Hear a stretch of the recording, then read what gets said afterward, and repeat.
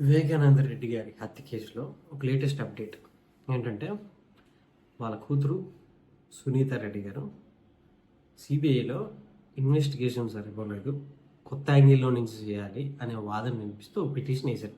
అందులో ఎవరి పేర్లు మెన్షన్ చేశారంటే జగన్మోహన్ రెడ్డి గారు, భారతి గారి మీద కూడా ఇన్వెస్టిగేషన్ చేయాలి. ఎందుకంటే అర్లీ మార్నింగ్ వాళ్ళకి ఫోన్ కాల్స్ వెళ్ళి ఆయన చనిపోయిన దాని గురించి ఫస్ట్ వాళ్ళకి ఎందుకు ఇన్ఫర్మేషన్ ఇచ్చినారు అనే పర్స్పెక్టివ్ నుంచి ఎంక్వైరీ చేయాలని సిబిఐ కోర్టులో పిటిషన్ వేస్తే ఆ అవసరం లేదని కోర్టు చెప్పింది. అండ్ వేరే ఫోన్ కాల్స్ ఇంకో ఇద్దరివి కూడా చెప్పి ఆ ఇన్వెస్టిగేషన్ కూడా చేయాలి అంటే దానికి ఓకే చెప్పి జగన్మోహన్ రెడ్డి గారి పైన అండ్ భారతి మేడం పైన వాళ్ళిద్దరు క్లోజ్ రిలేటివ్సే కాబట్టి వాటి మీద ఇన్వెస్టిగేషన్ అవసరం లేదు అని చెప్పి కోర్టు వాటిని పక్క తీసేసి, ఎందుకంటే మళ్ళీ ఫస్ట్ నుంచి చేయాల్సి వస్తుంది ఇన్వెస్టిగేషన్ అనే యాంగిల్లో అది అవసరం లేదు, మిగతా దానికి 1 month టైం ఫ్రేమ్ ఇచ్చి ఇన్వెస్టిగేషన్ చేయమని చెప్పారు. ఓకే, వివేకానంద రెడ్డి గారి మర్డర్ కేసు చాలా సింపుల్గా ఉంటుంది జనరల్గా చూస్తే. ఎందుకంటే వాళ్ళ పిఏ గారే కృష్ణారెడ్డి గారికి వచ్చి ఆయన చాలాసార్లు పాపం చెప్పారు, వాళ్ళ అల్లుడే రాజశేఖర రెడ్డి నన్ను అక్కడున్న ఎవిడెన్స్లు నా దగ్గరే పెట్టుకోమన్నారు, ఎవరికి ఇయ్యద్దని అన్నారు. మళ్ళీ వాళ్ళని ఇంటికి పిలిపించి ఆయన్ని నువ్వు ఇవి చెప్పొద్దు అవి చెప్పొద్దు అని ఆయన్ని ఇన్ఫ్లుయెన్స్ చేశారని ఆయన చాలాసార్లు చెప్పారు. కానీ ఆ యాంగిల్ ఇన్వెస్టిగేషన్ జరగదు, పొలిటికల్ ఇన్వెస్టిగేషనే జరుగుతుంది.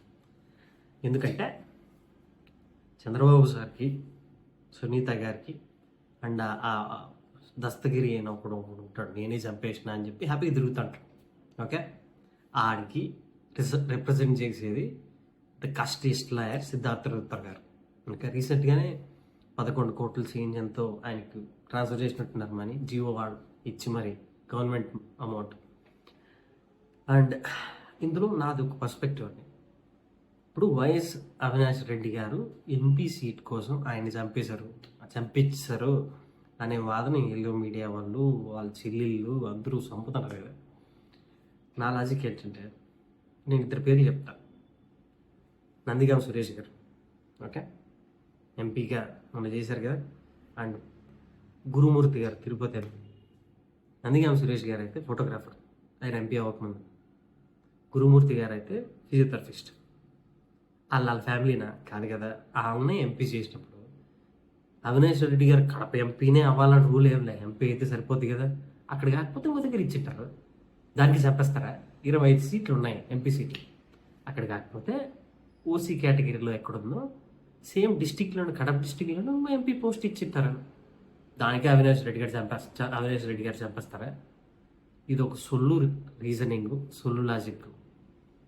అండ్ వీళ్ళందరికీ ఒకరే లాయర్ అవ్వడం వల్ల పొలిటికల్గా దీన్ని నెక్స్ట్ ఎలక్షన్స్ కూడా తీసుకెళ్లేదాకా అంటే వాళ్ళు ఇంకా అది ఆపరే. మొన్న కూడా ఎవరు మాట్లాడినా వాళ్ళు బాబాయ్ చెప్పేసిన వాళ్ళ అమ్మని చెల్లిని ఇబ్బంది పెట్టేసినారంటే లాజిక్లు మాట్లాడుతుంటారు. కాబట్టి అది కంటిన్యూ చేద్దామనే ఉద్దేశంలో ఉన్నట్టున్నారు. కానీ సిబిఐ కొట్టది అవసరం లేదని చెప్పింది. ఏమో మరి ఇది ఎక్కడి దాకా వెళ్తుందో చూడాలి, ఎన్ని రోజులు లాగుతారో దీన్ని. ఒక చిన్న విషయాన్ని పట్టుకొని